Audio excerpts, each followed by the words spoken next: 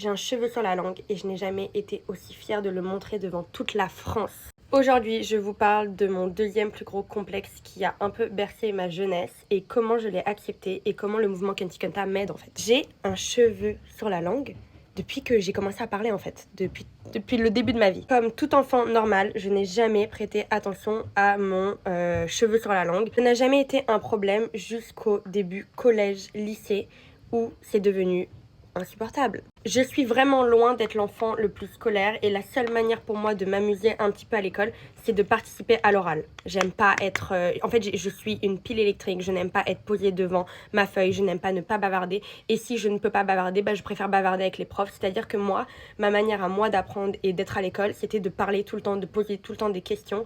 Et en fait, au bout d'un moment, je me suis interdit de le faire parce qu'on se moquait trop de moi.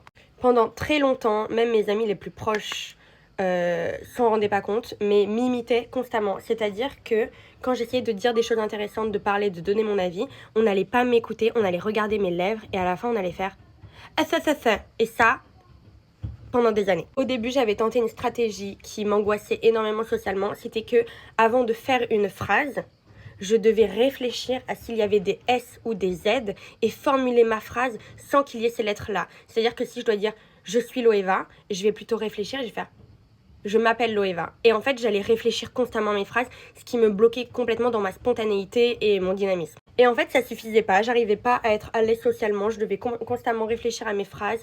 En classe, je parlais pas et des fois, quand je prenais le courage de parler, j'allais entendre des gens derrière se moquer de moi ou me faire la réflexion. Il y a même des profs qui m'arrêtaient en pleine phrase pour me dire « t'as un truc dans la bouche ». Et donc en fait, tout mon pétillant a commencé à s'envoler parce que je n'osais plus parler si ce n'était avec mes deux meilleurs amis d'enfance. Et je pense qu'à la fin de mon lycée, j'ai eu un trop plein parce qu'en plus moi de base, je suis passionnée par le théâtre, je suis une pipelette en fait. Et me forcer à ne plus parler, c'est de la torture. J'ai décidé de me mettre à parler autant que je veux, aussi fort que je voulais. Je bâclais le sujet en mode oui, j'ai un cheveu sur la langue, stop.